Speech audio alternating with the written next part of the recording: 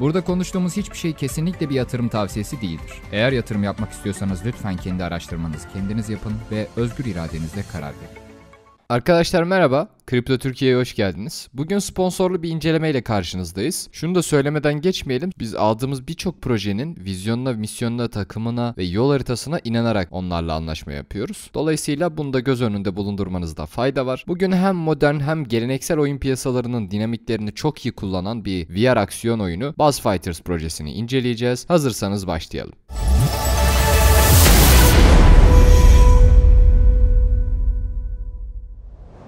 Projenin ne olduğuna geçmeden önce VR piyasasına şöyle bir genel bakış atalım arkadaşlar. VR oyunun bir parçası olmamızı sağlayan ve geleceğin dünyasında yeri büyük olan teknolojilerden biri. Son yıllarda oyunlarda VR kullanımının parabolik şekilde yükseldiğini, dünya çapında gözlük satışlarının arttığını ekrandaki grafiklerden görebiliriz. Aynı zamanda Steam verilerine göre VR gibi donanımlarla oynanan oyun sayısı son yıllarda katlanarak artmış. Buzz Fighters VR ve bazı aparatlar yardımıyla fiziksel hareketi Metaverse evreninde harekete dönüştürdüğümüz blok zincir teknolojisine dayanan bir Web3 aksiyon oyunu.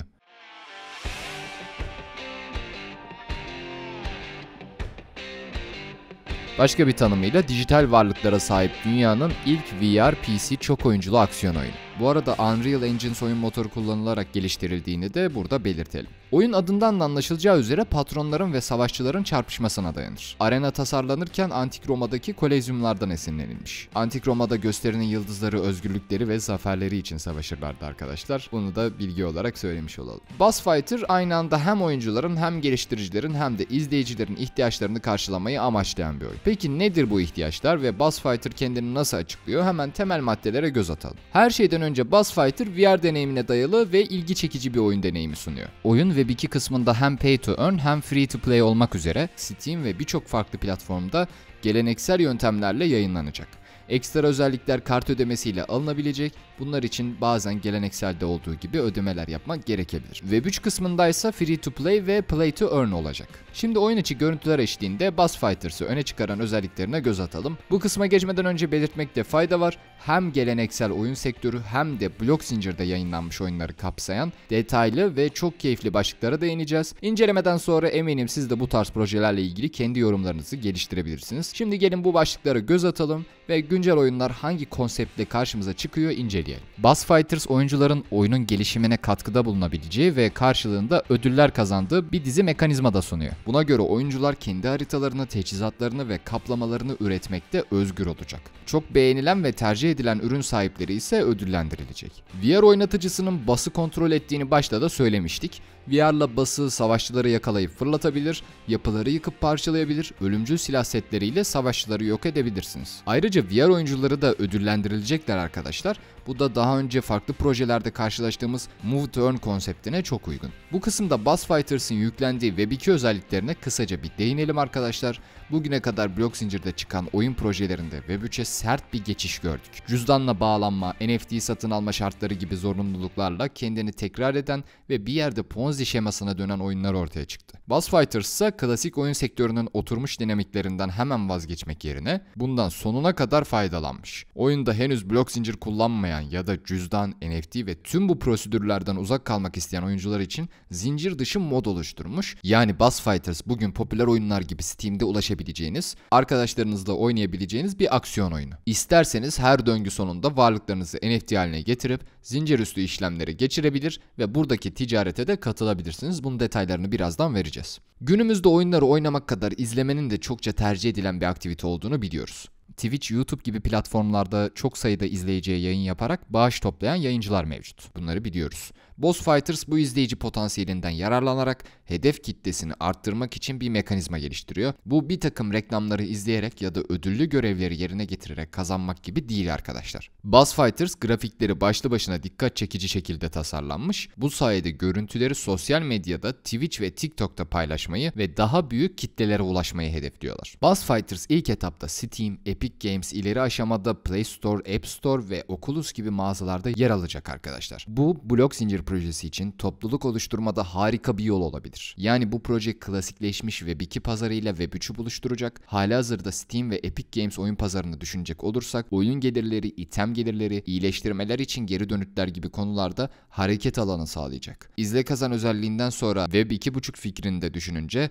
Buzz Fighters kendini kriptoyla veya oyunla sınırlamayıp dünyaya açılmayı amaçlıyor. Daha önce birçok Play to Earn projesi gördük arkadaşlar. Ancak bu konularda geniş düşünmesi, vizyonu Buzz Fighters'ı inceleme sebeplerimiz arasında diyebilirim. Geldik Buzz Fighters'ı bizim için başarılı bir proje yapan gelir akışı modeline. Bu neden önemli arkadaşlar? Bugün iş dünyasında her yeni proje veya her var olan proje sürdürülebilir gelir akışı planlamasına ihtiyaç duyar. Yani şirketin gelirleri, bu gelirlerin ne kadar farklı alanlara dağıldığı ve ne kadar sürdürülebileceğini yönetmek çok önemli konular. Buzz Fighters ekibi kripto sektöründe çıkan projelerin gelir modellerindeki sürdürülebilirliğin olmadığını kavramışlar. Bu yüzden en baştan geleceğe de kalabilecek bir platform oluşturmak için hem kripto paralar hem de fiyat paralar üzerinden gelirler net olarak planlanmış. Reklamlar, oyuncu teçhizatları, turnuva biletleri gibi oyun içi satışların yanında jeton stake etme, NFT mintleme, işlem ücretleri gibi blok zincir tabanlı gelirlerle çift yönlü katkı bekleniyor. Böylece hem projenin sürdürülebilirliği ve kazancına yönelik hem de kullanıcıların ihtiyaçlarına yönelik hareket edilmiş.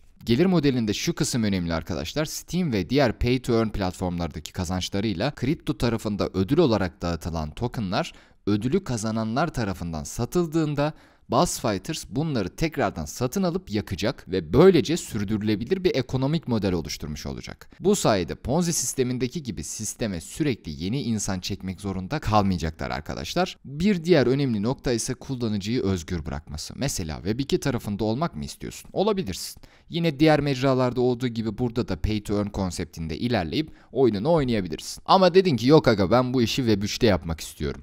Varlıklarını kolayca blok zincire taşıyabiliyorsun. Kaldı ki Web2 tarafında sezonlar sıfırlanıp elindekiler giderken Web3 tarafında zincire işlendiği için varlıkların kaybolmuyor. Bunun hem proje hem de kullanıcı açısından sürdürülebilir olma hususunda ciddi önemi var arkadaşlar. Günümüzde oyun sektörü son 10 yılda büyüyerek bugün devasa kitlelere hitap eden bir oluşum haline geldi. Oyun marketleri, yayıncılar, turnuvalar gibi dallarla hem döner sermaye hem kullanıcı sayısı çok büyüdü arkadaşlar. Ekstradan şunu da söylemek lazım. Ekip dünyanın önde gelen oyun loncalarıyla el sıkışmış. Bu loncalar oyunları deneyen, anlatan çeşitli uzman ve oyunculardan oluşuyor. Yani oyun gurmeleri bunun tadına bakıp yaşadığı deneyimleri aktarıyor diyebiliriz arkadaşlar. Bu loncalar daha fazla oyuncuyu sisteme çekmek ve deneyimleri aktarmak için gerçekten güzel bir yol. Tüm bunlardan anlaşılacağı üzere Buzz Fighters ve Biki'nin güzelliklerini derinlemesine kullanacak. Gelir mekanizmasında burayı es geçmeyecek arkadaşlar. Bu arada oyun loncalarının ne olduğunu bilmeyenler için bununla alakalı da bir video hazırlamıştık. Sağ üstteki kartlardan o videoya ulaşabilirsiniz.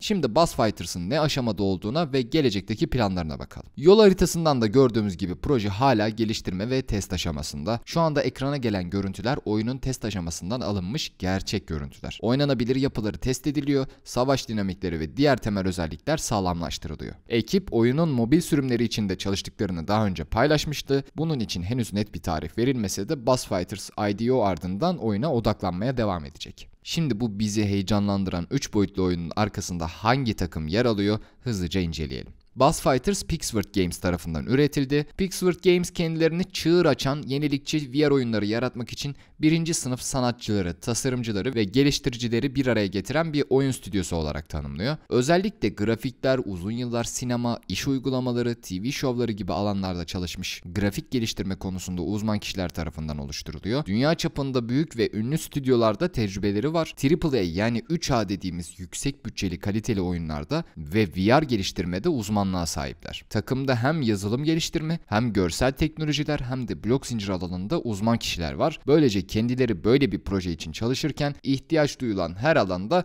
danışmanı bir araya getiriyor. Örnek verecek olursak kurucu ortak Vadim Shevuk, 3 boyutlu animasyonlar ve oyun geliştirme alanlarında uzmanken daha önce kripto paralarda CTO gibi pozisyonlarda görev almış. Ekip 25'ten fazla çalışanı bünyesinde barındırıyor ve her geçen gün daha iyi geliştiricilerle çalışmak, ekibi büyütmek için ilan açıyorlar. Takım etkinliğini ortaklar ve yatırımcılar konusunda da ortaya koymuş. Şimdi bu ortaklara ve Buzz Fighters'ı fonlayan firmalara göz atalım. Buzz Fighters tohum aşamasında büyük yatırımcılar için sınırlı bir yüzde ayırsa da çoktan birçok sermaye yönetimi yönetim firması tarafından fonlanmış. Proje şu anda oyun, NFT ve Metaverse projelerinin sıkça kullandığı Ethereum Katman 2A Myria'da çalışıyor. Aynı zamanda Solana'nın NFT transferleri, hızlı işlemler gibi konularda projeyi desteklediğini açıkladılar. Gelelim jeton ekonomisine. Buzz Fighters incelemesinde bizim için en kıymetli kısma geldik arkadaşlar. Daha önce yaptığımız incelemelerde jeton ekonomisinin ne kadar önemli bir planlama olduğunu defalarca vurguladık. Metaverse ve Play to Earn projelerde kötü planlanmış jeton ekonomileriyle karşılaştık. Birçok proje bir yerde kendini tekrar eden, jetonu bir türlü değerlenmeyen ve kullanım alanı kısıtlı jeton ekonomileriyle karşımıza çıktı. Buzz Fighters'ı ilgi çekici hale getiren özelliklerinden birisi de jeton ekonomisi. Öncelikle çok dengeli bir jeton ekonomisine sahip olduğunu görüyoruz. Peki ama bir jeton ekonomisini dengeli yapan şey nedir? Tüm planlamalarını satış baskısını en aza indirecek ve jeton kullanımını maksimum seviyeye çıkaracak şekilde yapmışlar. Initial market cap yani başlangıç piyasa değeri $200.000 altında tutarak bir moonshot potansiyeli ortaya çıkarmış. Takım ve operasyonlar gibi proje için ayrılan yüzdeler minimum 12 ay boyunca kilitli kalırken IDO katılımcılarının payı hızlı bir şekilde dağıtılacak. Anlayacağınız küçük yatırımcıyı kollamışlar arkadaşlar. Kar gördüklerinde satmalarını makul bulmuşlar. Bu hem yatırımcıyı koruyan hem de projenin özgüvenini ortaya koyan bir tutum. Yani isteyen satabilir, biz her halükarda buradayız ve geliştirmeye devam edeceğiz diyorlar. Buzz Fighters'ın BFT adında 1 milyar maksimum arza sahip bir jetonu var. Bu BFT jetonunun bir oyun projesi olduğunu ve kullanım alanlarını düşündüğümüzde oldukça iddialı. Daha önce benzer projelerde milyarlarca adet basılan oyun jetonlarını gördük arkadaşlar. Ayrıca BFT jetonun ekrana yansıyan şekilde geniş yelpazeye sahip farklı kullanım alanları da mevcut. Bunun yanında BFT stake ederek sahip olabileceğiniz avantajların bulunduğu şema ise şu şekilde. Tüm bunlara bakıldığında Buzz Fighters jeton ekonomisini çok başarılı buluyoruz arkadaşlar. Tohum ve IDO fiyatlarını ekrana gelen grafikten görebiliyorsunuz arkadaşlar. Infinity Pet'te satışın ardından Game Starter, Engine Starter ve Oxbool'da 2 private sale ve 1 IDO gerçekleştirecek olan Buzz Fighters ilk listelemeyi de bu satışların hemen ardından yapmayı planlıyor. Son olarak burada FDV bize projenin tüm jetonlarının dolaşımda olması halinde erişeceği piyasa değerini verir arkadaşlar. Genelde diğer projelerde 15 ila 40 milyon dolar arasında oluyor.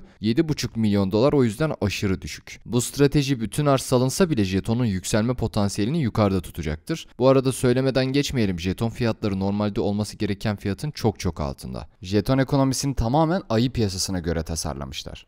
Uzun vadede ne kadar başarılı olur onu kimse bilemez ama adamlar elinden geleni yapmış gibi görünüyor.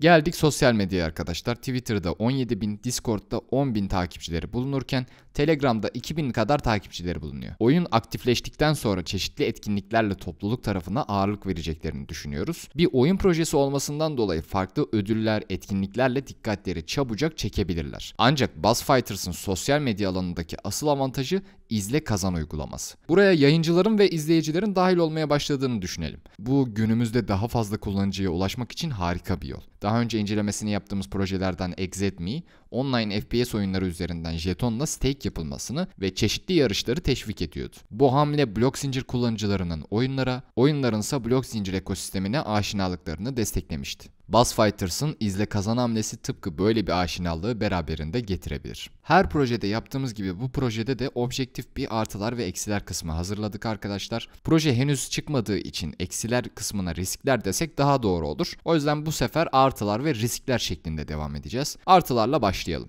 Bize göre en büyük artı jeton ekonomisi arkadaşlar. Bu kısmı planlamak yüksek teknik kabiliyet, blok zincir bilgisi ve ekonomi yorumlamalarını aynı anda gerektirir. Web 2'deki kazançların Web 3'teki borsadaki tokenların satın alınıp yakılmasında kullanılması çok önemli bir strateji arkadaşlar. İngilizce'de game changer deniyor buna. Yani oyunun kurallarını değiştiren bir sistem yapmışlar. VR'da Move to Earn dünyada ilk bu projede karşılaştığımız orijinal bir fikir. Bu kısımda ne olacağını bekleyip görmek lazım ama orijinal ve yenilikçi bir fikir olduğunu söyleyelim. Doğru organize edilmiş bir gelir akış modelleri var. Doğru planlanmış bir pazara giriş stratejileri var.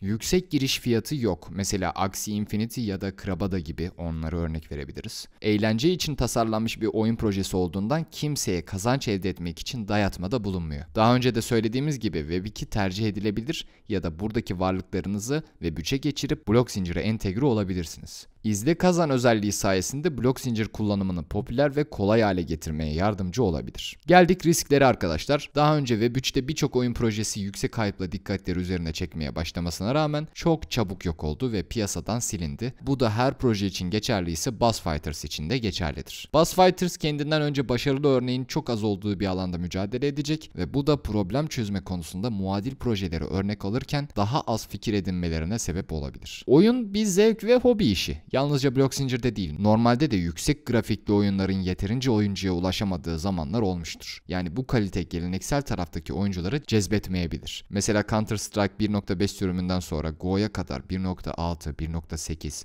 Zero, Source gibi grafikleri birbirinden kaliteli birçok yeni oyunun çıkmasına rağmen oyuncuların çok ciddi bir yüzdesi 1.5'ten kopamamıştı. Blockchain teknolojisi henüz emekleme aşamasında. Play to earn konsepti de keza öyle. Bu nedenle ölçeklenebilirlik konusunda peşin maliyetler, ağ altyapısı ve genel erişilebilirlik dahil olmak üzere hala düzeltilmesi gereken birkaç küçük sorun var. Fiyatları birkaç saat içinde yükselip alçalan kripto jetonlarının ve NFT'lerinin oynaklığından bahsetmiyoruz bile. Bu da onları riskli bir varlık haline getiriyor. Sürdürülebilir bir play to earn ekonomik modelin henüz tatmin edici bir örneği yok. Buzz Fighters bunu başarabilecek mi? İzleyip göreceğiz arkadaşlar. İzle kazan, NFT pazar yeri, itemleri satmak gibi terimler ilk duyuşta yalnızca oyun oynayarak elde edilecek şeyler olarak gözükmeyebilir. Çünkü neticede bizler yıllardır çeşitli oyunlar oynuyoruz ancak bunun karşılığında istisnaları dışarıda bıraktığım zaman ne para kazandık ne bir NFT sahibi olduk. Tekrar söylüyorum, burada istisnalar var ama genelde durum böyleydi. İşte bugün blok zincir bunu mümkün kılıyor. Sahibi olduğunuz her şeyin sizde kalmasını, zincire işlenmesini ve özgürce değerlendirmenizi sağlıyor.